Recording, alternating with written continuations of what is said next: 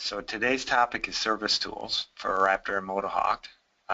Before we get going, I want to mention that on the GoToWebinar panel, there's a questions interface, and if you have questions during the webinar, go ahead and ask them. And if I see a question that's on topic to what I'm talking about, then we'll try and answer it as we're talking about that. Otherwise, I'll answer them at the end. So go ahead and at any time you can add questions to that interface. So before we get into the topic of service, kind of wanted to show where in the development process you would be when you're talking about servicing a vehicle or a system.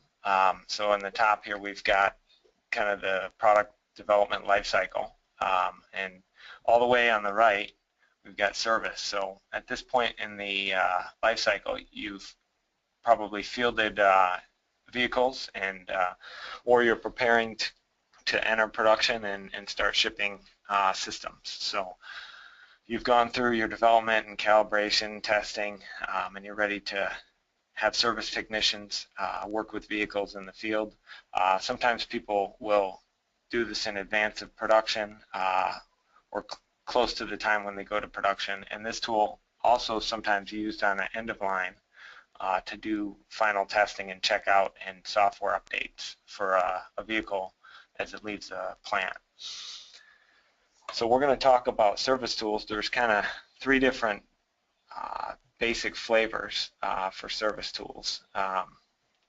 We've got a standard handheld tool, which usually will plug into the diagnostic port on the vehicle. So that would be in the picture here on the left. Pretty basic tool generally. Those can get kind of complicated, or they can provide more capability. I've shown in the picture here a pretty basic tool that you can acquire at like an auto parts store. Next, a little bit more capable is a PC tool that would be like an off-the-shelf tool that you can basically it's kind of similar to the calibration interface that you get during development, but it kind of feels a little stripped down from a cal tool, and it provides a basic interface to look at data. And then the next level up would be if you wanted to have like a branded installer and a tool that's kind of built for your particular system. These are especially common in the heavy-duty industry, where you've got somebody like a transmission manufacturer, like Allison has a standalone tool. So do the engine manufacturers, and those tools are built to service the component and sometimes the actual bigger system, and they have the logo and branding and help documentation, user manuals included along with the service tool, and provide a little bit higher level of experience for servicing the vehicle. So I've tried to break down here the kind of common features that you might look for in a service tool, and then give some idea roughly of where costs might fall out for different pieces of the development for these tools. So with a handheld tool, the interface is basic. As you can see here, this particular tool has a very simple readout, and so the level of troubleshooting that you can do is pretty basic. So I'd say that's low. Medium on a PC tool that's kind of off the shelf and configured, and of course with a custom tool you can have a higher level of troubleshooting depth and breadth. So we can look at integrated help. Obviously, if you're sending out a handheld tool, you're not going to have integrated help. You might have some printed manuals or something that go along with it, but it's probably not going to be any kind of integrated as far as when the user's in the tool. As you go to the right here, obviously you can, with the PC, you can include some documentation. This could probably be medium here if you're going to have like PDF downloads. And then on a branded tool where you're going to include help, you can have help built right into the tool, so when somebody's using a function they can press F1 or go to a help menu and have the appropriate information pop right up. Software update capability, obviously, if you're doing service updates of the software running on controllers, you're going to have a difficult time with it if it's a handheld tool. One would be just how do you get the new software update to it. If you've got on the upper end, if you've got a built-in custom tool, you can have a really advanced software update capability, and we'll talk more about that later. As far as workflows, configuring a vehicle, those are the kind of things that I'm speaking of when I talk about workflows. With a handheld tool, that's pretty low. You can get into more detail and have a better interface on the custom tool. Security, if you're looking at a tool that you can buy at like an auto parts store, the security is going to be pretty low because the tool is kind of purchased out of band, so you don't have much control. With a custom tool or the PC tool, you do have control. The granularity is a little better on the custom tool, but you still have pretty good control with the off-the-shelf tool of who can access the system and what they can do. Portability, obviously, with a handheld tool, that's very high. Easy to transport the tool and takes up very little space. Small amount of cabling, that kind of thing. And then the custom licensing and revenue options. Basically, we'll talk more about that and give you some ideas.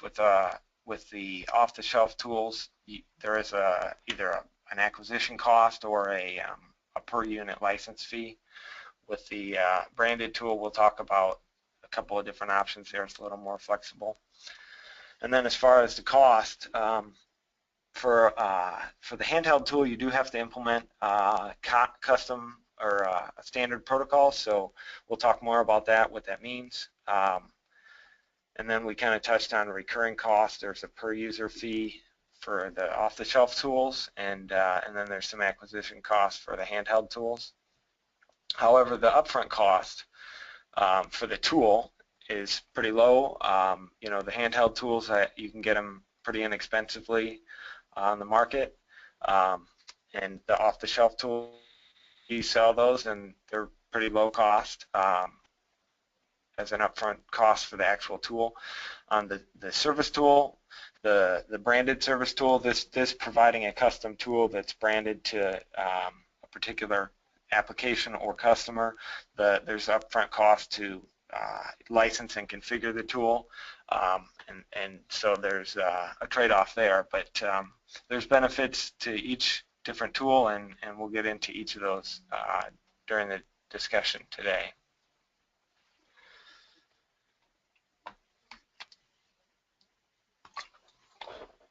So the first one is the off-the-shelf handheld tool.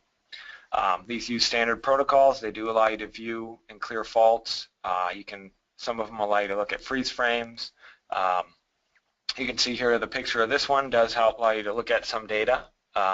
Pretty basic interface. But these tools are available from many different vendors. Since they're using standard protocols, they can make it a general tool. You can even get them at auto parts stores like AutoZone or O'Reilly. To support these type of vehicle interfaces, you have to implement the common standard protocols. So that would be in light duty, that's UDS. Heavy duty is typically J1939. As I mentioned before, field service update for software reprogramming can be difficult or impossible with these tools. Also, advanced service procedures can be difficult, not always impossible. There are, especially with the heavy duty, well actually also light duty, there are standard services that can be used for doing service procedures, and so you can implement those. Obviously there's more work on the embedded side to implement the kind of overcome the low fidelity interface provided by the handheld tool. We do offer libraries that help in implementing these protocols. And so, like I said before, for automotive or light duty, you need to have UDS, and we do sell a block set for UDS that can be integrated, purchased and integrated into your MATLAB Simulink model. I've kind of shown what that might look like here. This does get relatively involved as far as the work to add it to your model, but it does provide a standards compliant interface to your software running in an ECU. We do provide both the block set and integration assistance via our engineering team to help and advise how to integrate that. On the heavy duty side, we have the 1939 block set. Also would need to be purchased and integrated. For heavy duty customers, they're probably going to need this anyways. Anybody that's targeting CARB or EPA certification, if you're in light duty, you're going to probably need UDS. If you're in heavy duty, you're going to need J1939. I've kind of also provided kind of a interface here, what this will look like in your model. So those are the integration points that would need to go into your software model to support handheld tools. Also likely to be needed for other service tools if you're not using the next this tool. So the off-the-shelf tools here, these tools don't use the UDS or the J1939 protocol. They provide an interface to your controller through the calibration protocol. So these are off-the-shelf tools, Raptor Service and Moto Service.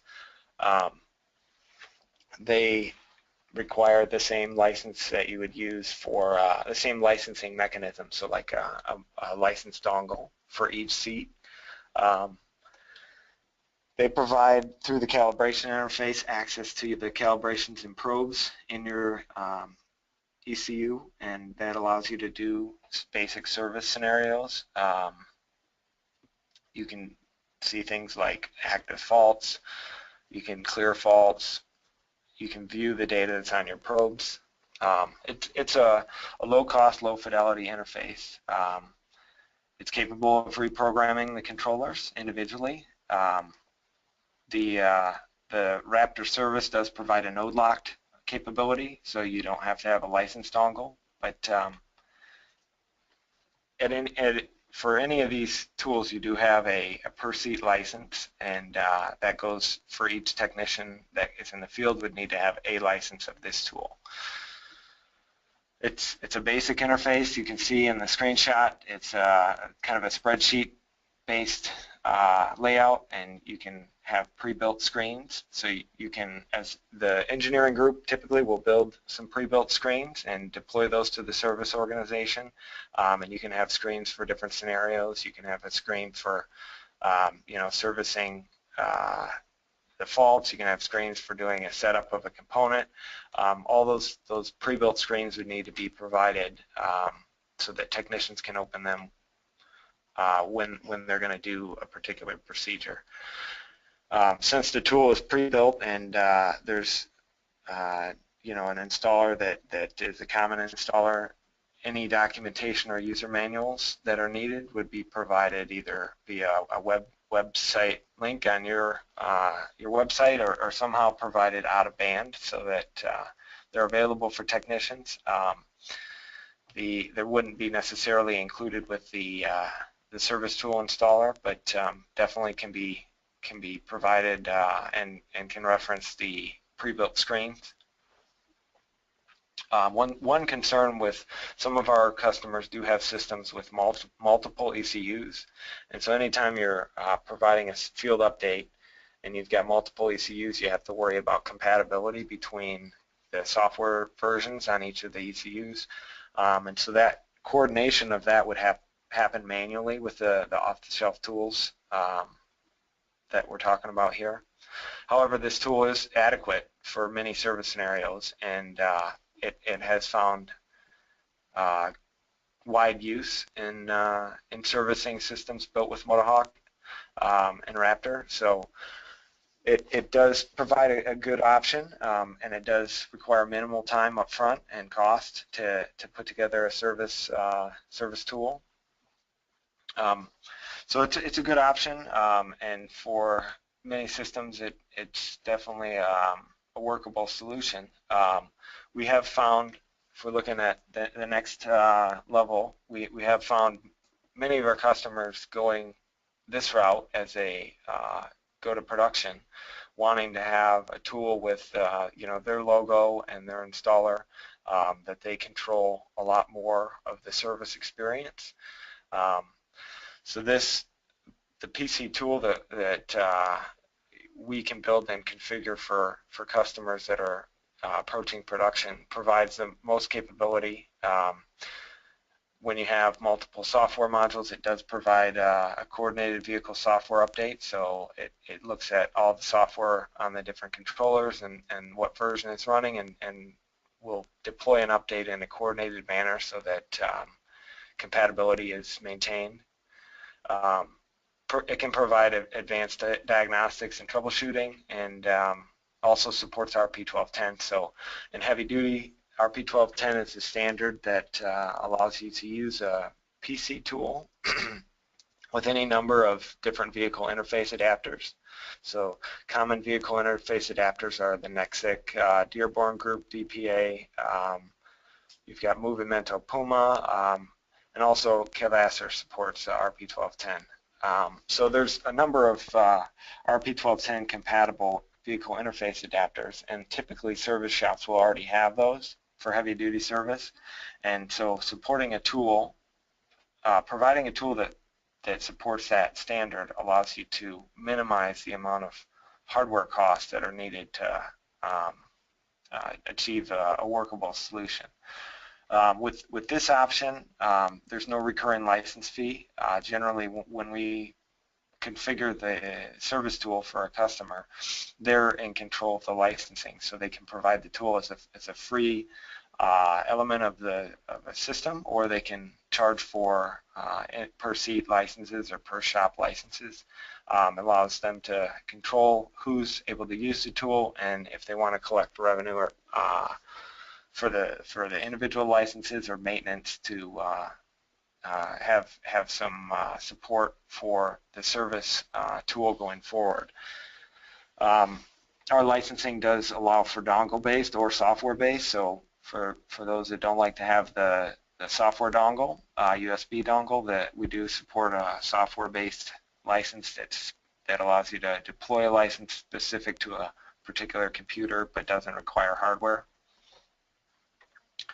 Like I said, this tool is customized, so what we find is different customers with their different systems have different requirements for what tool capabilities they're going to want.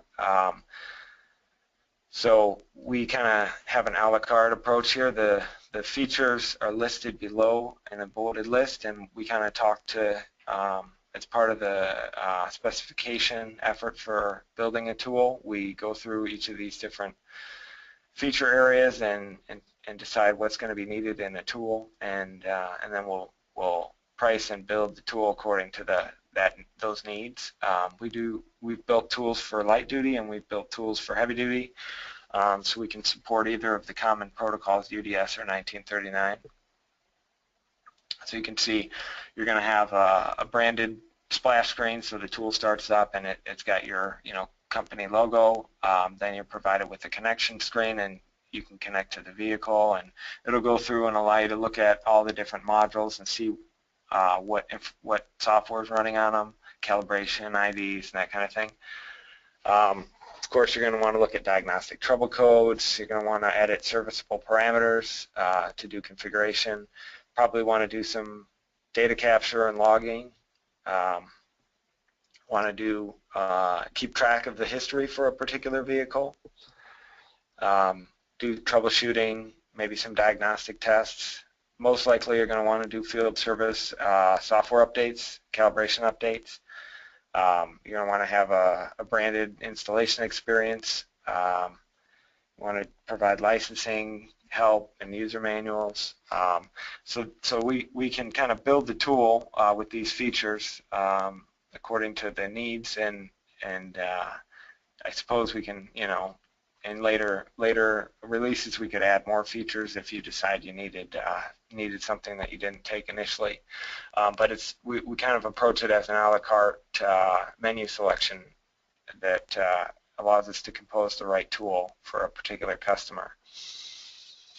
So we'll kind of go through what each of these features are. So of course you're going to need to connect to the vehicle, and so any ECU that we can talk to, we'll make a connection if it's needed to look at any information from the module, or if you're going to have to do software updates or any kind of servicing for it. So here's an example of a tool that had 3 different modules. One of the modules had two micros in it, so it had a security micro. There was a display. One of our displays was in this system, and so we connect to those when you open the tool.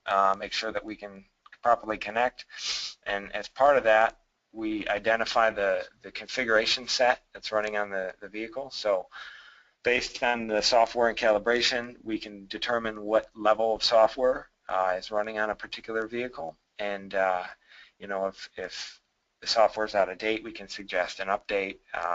We'll get into a little bit more about how that's all done later. But you're going to want to, when you connect, you're definitely going to want to identify the configuration of the vehicle so that you can begin servicing it. Provide information so that the technician can see from a high level what all the details are about what's running on each of the control units. And these are read out right from the ECU. Oftentimes people will select this feature where you can kind of build a virtual dashboard and save that to open later. This is particularly useful if you're going to do any kind of, you know, maybe like road testing, or you're going to want to take, you know, the repair in transit, so that you can have kind of a dashboard that has parameters you want to look at. This feature allows you to kind of build that and save it, load it up later, that kind of thing. It's a simple dials and gauges type of interface. If you're going to get a little bit more into the actual data, this particular feature here, data logging, allows you to view the data as it's changing over time. It's got a pretty extensive set of capabilities for logging and reviewing log. You can see, you can record the log, you can play it back, you can zoom in and out, move left and right, and look at the data over time, turn signals on and off. This feature here allows you to have a few different scenarios saved off, so you can have, like, if you're doing work on, in this case, the example here is you're maybe installing a new throttle body. You can save off your set of parameters, open that up later, and have groups of parameters that you want to look at over time.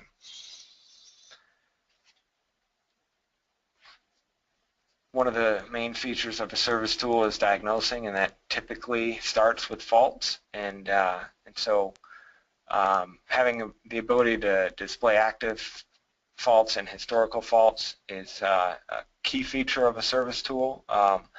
This particular implementation allows you to get kind of a summary view at the top, and then look at active faults and clear individual active faults, also clearing historical faults. The tool provides for faults that it knows about ahead of time, and can provide a little more context about. It'll have the ability to, there's like a slide out panel here that'll show for a particular fault. There can be service information, and also if there's a freeze frame stored for that fault, that'll show up here, and you can click that and a slide out comes out that has the freeze frames that's stored for that particular fault. We'll touch a little bit more on how fault information can be deployed as a vehicle update. So when you deploy a new software package for a different vehicle software level, you can include additional diagnostic troubleshooting information with that, and map particular troubleshooting information to a particular vehicle configuration so that the technician gets the right service information for the vehicle that they're connected to.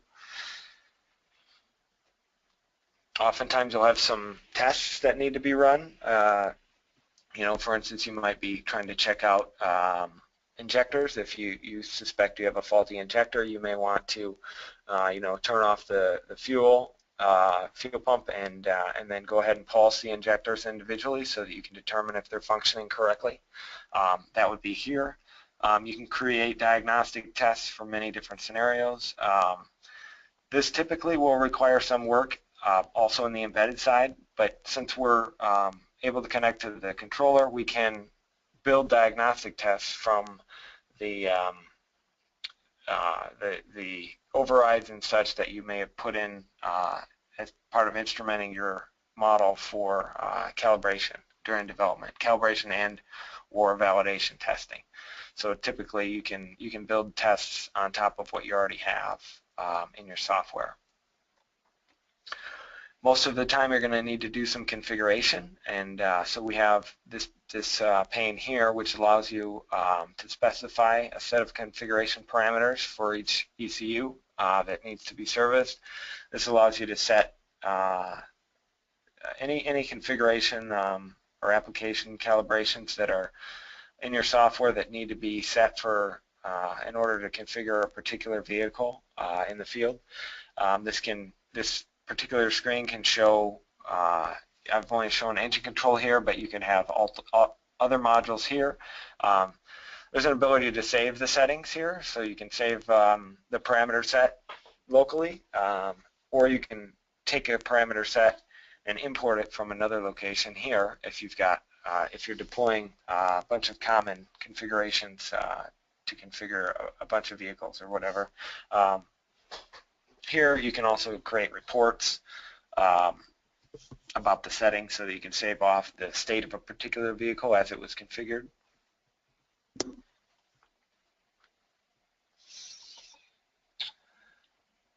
We do support the creation of custom work procedures.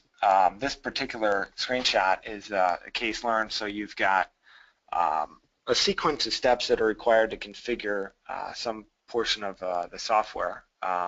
And so you can see in this case there's some check for pre-existing faults that would prevent the procedure from being successfully completed.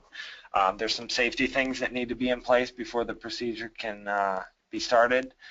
You can see here there's a check for making sure the vehicle's in park and turning off accessories, AC, and then you begin to prepare the vehicle for the procedure. There's some temperature requirements, and then we have some engine operating requirements to complete the procedure. This type of an interface can really cut down on the background knowledge needed to properly service a vehicle, and can give you kind of a step-by-step walkthrough of how to do a complex procedure. Building it right into the tool as opposed to having it in documentation allows for more efficient servicing of a vehicle. So that was an example of a custom work procedure. This would be something that would be kind of implemented and configured on a case-by-case basis. Each system has different procedures that are required. These are a little bit more in-depth than the diagnostic tests that we looked at here, and so for those scenarios, those are something that we do support. Next is update. So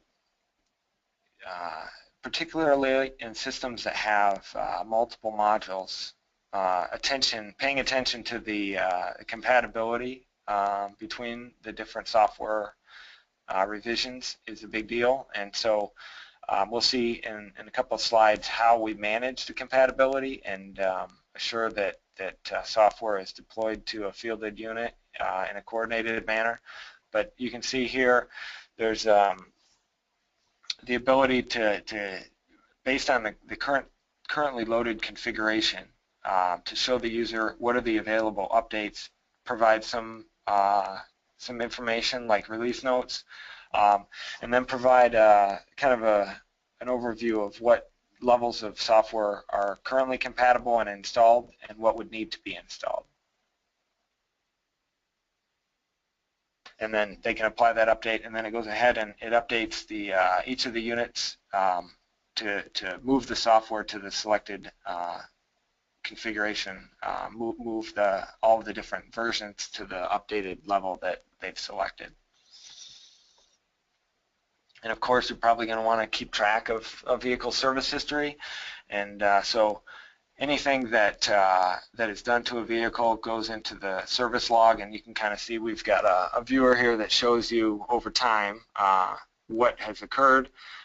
If there was a software update, a calibration update, any configuration parameters were changed, those show up here, and it allows you to kind of keep tabs on what the service history for any particular vehicle. So that to that point, we've talked kind of about the features that a technician would see when using the service tool. The next few slides are about the back end, kind of the managing of the whole experience, deploying service updates, licensing, and administration. So here we've got our deployment tool allows you to create a vehicle package. So for each of the controllers that you've specified to be in your system, you can select which software is going to be needed for this particular configuration, this vehicle level of software, and then add all of the various artifacts that are needed to connect to the unit to provide a software update for it. You can specify what previous software releases that you've made, which ones is the new one going to be compatible with. So you can see here you can select all, or you can select previously deployed packages and say that this new software update is compatible with them. Oftentimes there'll be certain parameters that are in an ECU that need to be persisted across the reflash. So there's the ability to specify in the vehicle package which software calibrations or parameters are needing to be persisted across the reflash, and the service tool then, when it does the reflash, will read those out of the ECU and store them locally, both in memory and also in a recovery package that's on disk in case there's a failure during the reprogramming. And then after the reprogramming is successful, it'll go ahead and write those back into the ECU so that you can persist any parameters that are needed across the update. That can be useful for a VIN number, maybe there's an engine hours counter, things like that you want to be sure you don't lose across the reflash. And also additionally in this area here, when you're building a package, you can include updated fault information. So if you've added faults to the new software package, you want to be able to deploy the updated information about those faults as part of the software package and have the service tool use that updated information when the technician connects to a vehicle that's at that software level. You can include extra files in the package, and those are when the vehicle software package is installed, those are then used when servicing the vehicle. Let's see. Oh, and also updated documentation. So if you've got, besides the fault data that shows up in the tool, if you've got additional documentation or manuals that need to go with a particular new version of software, those can be included here as well. And so the output of this tool is a one file that is your software update, and it can provide software updates to multiple ECUs and also updates to the service tool. So that software update would then be deployed to the service organization. They would download it and install it to basically update the service tool so it knows about and can provision updated software versions in the field. And of course, I mentioned before that there's the licensing is flexible on the branded service tool. there's no recurring license to New Eagle for the tool, but you can select to license the tool to your service organization or service centers, and you can do that both with licensed dongles or software node locked licensing. And so we have a couple different tools. One is shown here for administering the licenses and also to manage the deployed packages. So what I talked about on the last slide, the software update packages that you send out. So there's tools that are kind of used internally at our customers that are using these tools to manage the deployment and licensing that goes out to the service organization associated with their production.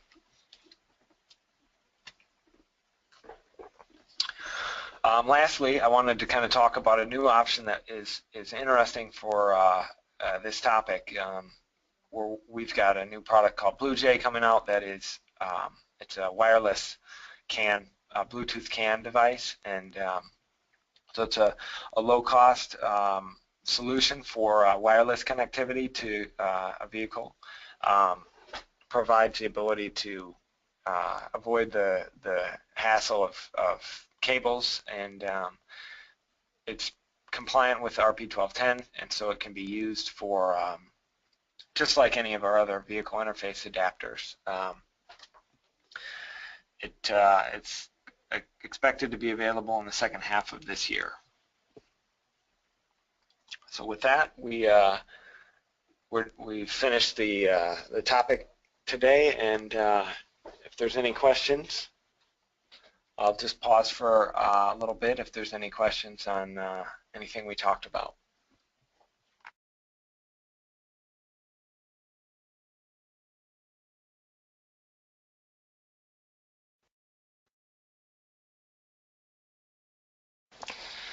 There was one question came in. The question was, how does the branded service tool differ from tools like EFI Live that are available in the market for doing some diagnostics against a vehicle? So if we look kind of at the features of the branded tool here, those tools they can do data logging, especially if you're using the standard protocols. So if you're using 1939, you can certainly acquire a 1939 based tool in the market that knows that protocol. Similarly for light duty UDS, those tools won't have access, very deep access to the ECU, so anything like a calibration or probe is probably out of the question. They're not going to be able to do software updates, to provide field updates to the software running on the ECUs. Typically, if you're looking for a branded experience, then those tools are not, at least off the shelf, going to be able to support that. The licensing that we offer is relatively flexible, allows you to license the tool as the manufacturer basically of the tool, and to the service organization and service centers. So that can be a form of a revenue to both support the tool and to get return on the investment. Let me see also the editing of configuration parameters.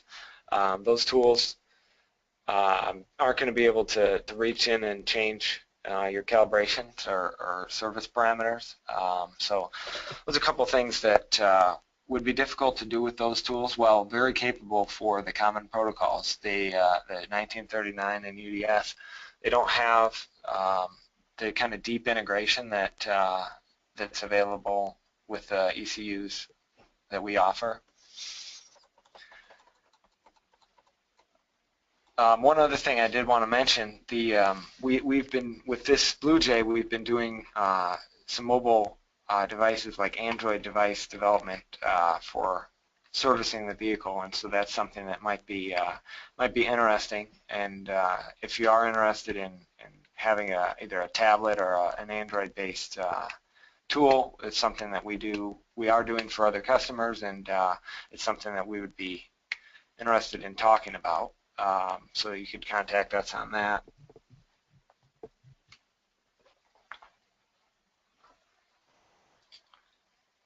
Okay, I think that's all the questions.